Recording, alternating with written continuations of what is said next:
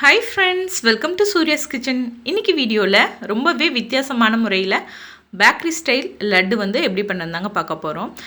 ரொம்ப ஈஸியாக பண்ணிடலாம். கண்டிப்பாக ட்ரை பண்ணி பாருங்கள். இந்த லட்டு பண்ணுறதுக்கு நான் ஒரு அரை கப் அளவுக்கு கடலைப்பருப்பு எடுத்திருக்கேங்க. இந்த அரை கப் கடலைப்பருப்பில் நம்மளுக்கு 12 லட்டு கிட்டே கிடைக்கும். இது வந்து கரெக்டாக 100 கிராம் இருக்குங்க. இது வந்து நான் ஒரு பாத்திரத்தில் சேர்த்துக்கிட்டேன். அது கூடவே தேவையான அளவு தண்ணி சேர்த்துக்கோங்க. கடலைப்பருப்பை நம்ம ஊற வைக்க போகிறோம். ஒரு 2 மணி நேரமாவது இது வந்து நம்மளுக்கு ஊறணுங்க. ஸோ தண்ணி சேர்த்துட்டு இதை வந்து நான் ஒரு மூடி போட்டு மூடிடுறேன். இப்போ எனக்கு ஒரு 2 ஹவர்ஸ் ஆயிடுச்சு. கடலைப்பருப்பு பார்த்திங்கன்னா நல்லா வந்து ஊறி இருக்குது. இப்போ இதில் இருக்க தண்ணியை மட்டும் வடிகட்டிட்டு வெறும் கடலைப்பருப்பை மட்டும் நம்ம எடுத்துக்கலாம். எடுத்து ஒரு மிக்ஸி ஜாரில் சேர்த்துக்கோங்க. மிக்ஸி ஜாரில் சேர்த்துட்டு தண்ணி விடாமல் அரைச்சி எடுக்க போகிறோம் இதை நம்ம. ஸோ கொஞ்சம் கூட கடலைப்பருப்பில் தண்ணி இல்லாத மாதிரி வடிகட்டிட்டு எடுத்துக்கோங்க. இப்போ இதை வந்து அரைச்சி எடுத்துக்கிறேன். இந்த மாதிரி பதத்துக்கு கொஞ்சம் கொரப்பாக இருக்க மாதிரி அரைச்சி எடுத்துக்கோங்க. நெக்ஸ்ட்டு நான் ஒரு இட்லி தட்டு எடுத்திருக்கேங்க. இட்லி குழியில் நெய் வந்து அப்ளை பண்ணிக்கிறேங்க. நெய் அல்லது எண்ணெய் வந்து அப்ளை பண்ணிக்கோங்க. அப்போ தான் நம்மளுக்கு வெந்து வரும்போது ஒட்டாமல் வரும். எல்லா குழியிலையுமே வந்து நெய் வந்து நல்லா தடவி விட்டுக்கோங்க. இப்போ பார்த்திங்கன்னா நான் எல்லா குழியிலையுமே வந்து நெய் வந்து அப்ளை பண்ணிட்டேன். நெக்ஸ்ட் நம்ம அரைச்சி வச்சுருந்த அந்த கடலைப்பருப்பு விழுது இருக்குது பார்த்திங்களா, அதை வந்து எல்லா குழியிலையுமே வச்சுக்கலாம். இந்த மாதிரி எல்லா குழியிலையுமே சேர்த்துக்கோங்க. சேர்த்துட்டு கை வச்சு அதை வந்து நல்லா வந்து ஃப்ளாட்டாக ஆகிற மாதிரி ப்ரெஸ் பண்ணி விட்டுக்கோங்க. அப்போ தான் நம்மளுக்கு கடலைப்பருப்பு சீக்கிரமாக வெந்து வரும். எல்லாத்தையுமே இந்த மாதிரி ஃப்ளாட்டாக பண்ணிக்கோங்க.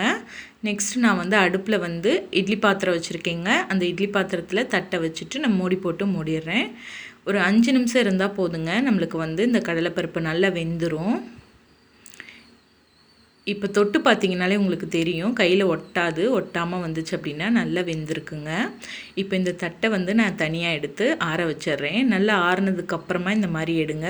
எவ்வளோ சூப்பராக ஒட்டாமல் வருது பாருங்கள். எல்லா இதையுமே இந்த மாதிரி நான் பிளேட்டில் எடுத்து வச்சுக்கிறேங்க. ஏன் இந்த மாதிரி பண்ணுறோம் அப்படின்னா, அப்போ தாங்க நம்மளுக்கு கடலைப்பருப்பில் உள்ள அந்த பச்சை வாடை கொஞ்சம் கூட இருக்கவே இருக்காது. ஸோ இந்த மாதிரி நீங்கள் குக் பண்ணிவிட்டு அதுக்கப்புறமா லட்டு செஞ்சிங்க அப்படின்னா கொஞ்சம் கூட இந்த கடலைப்பருப்பில் இருக்க வாசனை வந்து வராது உங்களுக்கு. இந்த மாதிரி சின்ன பீசஸாக போட்டுக்கோங்க. அப்படியே வந்து நம்ம மிக்ஸி ஜாரில் போட்டு அரைச்சோம்னா அரைப்படாது. ஸோ இந்த மாதிரி சின்ன பீசஸாக போட்டுட்டு ஒரு மிக்ஸி ஜாரில் சேர்த்துக்கலாங்க.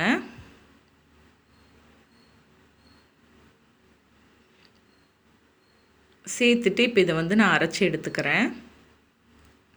இந்த மாதிரி ஒரு புட்டு பதத்துக்கு அரைச்சி எடுத்துக்கோங்க. நெக்ஸ்ட்டு அடுப்பை ஆன் பண்ணி அதில் ஒரு பேன் வச்சுருக்கேன். அதில் 1 டேபிள் ஸ்பூன் அளவுக்கு நெய் சேர்த்துக்கோங்க. நெய் சேர்த்திங்கன்னா தான் லட்டு வந்து நல்ல வாசனையாக இருக்கும்.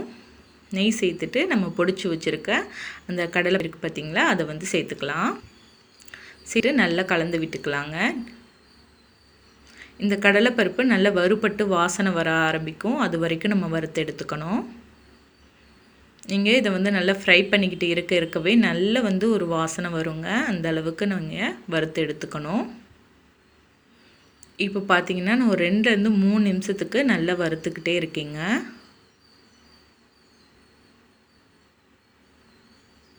இந்த மாதிரி நீங்கள் பண்ணும்போது தான் லட்டு சாப்பிடும்போது நல்ல டேஸ்ட்டாக இருக்கும். ஸோ இப்போ வந்து நல்லா வறுபட்டுருச்சுங்க. இது மறுபடியும் நான் வந்து அதே மிக்ஸி ஜாருக்கே மாற்றிக்கிறேன். கொஞ்சம் சூடு ஆறுனதுக்கப்புறமா மிக்ஸி ஜாரில் சேர்த்துக்கோங்க. சேர்த்துட்டு இதை வந்து மறுபடியும் நம்ம அரைச்சி எடுத்துக்கலாம். மறுபடியும் ஒரு 2 செகண்ட் மட்டும் அரைச்சிங்கன்னா போதும். நெக்ஸ்ட் நான் அடுப்பில் வந்து ஒரு பேன் வச்சுருக்கேங்க. அதில் எந்த கப்பால் நான் கடலைப்பருப்பு எடுத்தனோ அதே கப்பாலேயே 1 கப் அளவுக்கு சர்க்கரை எடுத்திருக்கேன். அது கூடவே ஒரு 1/4 கப் அளவுக்கு மட்டும் தண்ணி சேர்த்துக்கிறேன். சர்க்கரை வந்து நல்லா நம்மளுக்கு கரைஞ்சி வரணுங்க. இதுக்கு வந்து கம்பி பதம்லாம் தேவையில்லை. சர்க்கரை கரைஞ்சி வந்தால் மட்டும் போதும். இது கூடவே ஒரு 2 ஏலக்காயை தட்டிட்டு சேர்த்துருக்கேன். ஏலக்காய் பவுடராக இருந்தது அப்படின்னா பவுடராக சேர்த்துக்கோங்க. இல்லைன்னா இந்த மாதிரி தட்டிட்டு சேர்த்துக்கோங்க. இப்போ பார்த்திங்கன்னா சர்க்கரை வந்து ஓரளவுக்கு கரைஞ்சி வந்துருச்சு. இப்போ இது கூட ஒரு பிஞ்ச் அளவுக்கு மட்டும் சால்ட் உப்பு சேர்த்துக்கிறேன். சேர்த்துட்டு நம்ம பொடிச்சு வச்சுருக்க அந்த கடலைப்பருப்பு இருக்குது பார்த்திங்களா, அதை வந்து நம்ம இது கூட சேர்த்துக்கலாம். சேர்த்துட்டு நல்ல ஒரு தடவை கலந்து விட்டுக்கோங்க.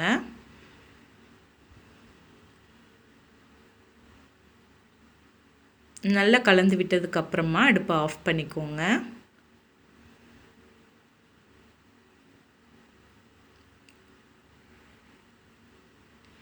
சாப்பிட்றதுக்கு வந்து ரொம்ப ரொம்ப டேஸ்ட்டாக இருக்குங்க. நீங்கள் வந்து மாவு கரைச்சி பூந்தி பொரித்து கஷ்டப்படாமல் ரொம்ப ஈஸியாக நல்ல டேஸ்ட்டான லட்டு வந்து நீங்கள் செஞ்சிடலாம். கண்டிப்பாக இந்த ரெசிபி உங்கள் வீட்டில் ட்ரை பண்ணி பாருங்கள், ரொம்ப சூப்பராக வருங்க. இப்போ வந்து நல்லா கலந்து விட்டாச்சுங்க. இந்த கரண்டியில் இருக்கிறத ஒரு ஸ்பூன் வச்சு நான் எடுத்து விட்டுக்கிறேன். இப்போ இது கூட வந்து நான் 1 டீஸ்பூன் அளவுக்கு மட்டும் சர்க்கரை சேர்த்துக்கிறேங்க. சர்க்கரை வந்து நீங்கள் சேர்க்கும்போது நம்ம லட்டு சாப்பிடும்போது அந்த சர்க்கரை வந்து கடிப்படும்போது நல்லாயிருக்கும். ஸோ வந்து நான் 1 ஸ்பூன் மட்டும் சர்க்கரை சேர்த்துக்கிறேன். சர்க்கரை வேணான்னு நினச்சிங்கன்னா நீங்கள் இதை ஸ்கிப் பண்ணிக்கலாம். சேர்த்துட்டு நல்ல ஒரு தடவை கலந்து விட்டுக்கிறேங்க. இப்போ பார்த்தீங்கன்னா நல்ல ஒரு லட்டு பிடிக்கிற பதம் நம்மளுக்கு வந்திருக்கு பாருங்கள். நான் வந்து அடுப்பை ஆஃப் பண்ணிட்டேங்க. ஆஃப் பண்ணிட்டு தான் இதெல்லாம் பண்ணுறேன். இப்போ நம்ம வந்து லட்டு பிடிச்சிடலாம். உங்களுக்கு பெரிய சைஸாக வேணும்னா பெருசாக பிடிச்சிக்கலாம், இல்லைன்னா சின்ன சைஸ் லட்டாக வேணும்னா சின்னதாக பிடிச்சிக்கோங்க. இந்த லட்டு சாப்பிட்றதுக்குமே டேஸ்ட் அப்படியே நம்ம பேக்கரியில் வாங்குகிற லட்டு மாதிரியே இருக்குங்க. கண்டிப்பாக உங்கள் வீட்டில் ட்ரை பண்ணி பாருங்கள். ட்ரை பண்ணிவிட்டு எப்படி வந்ததுங்கிறத மறக்காமல் எனக்கு கமெண்ட் பாக்ஸில் கமெண்ட் பண்ணுங்கள். இந்த வீடியோ உங்களுக்கு பிடிச்சிருக்குன்னு நினைக்கிறேன். பிடிச்சிருந்தா லைக் பண்ணி உங்கள் ஃப்ரெண்ட்ஸ் கூட ஷேர் பண்ணுங்கள்.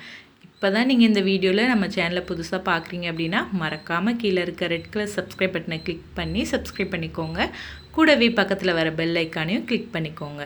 இது போல் வேறொரு சூப்பரான ரெசிபியோடு நான் உங்களை மீட் பண்ணுறேன். நன்றி.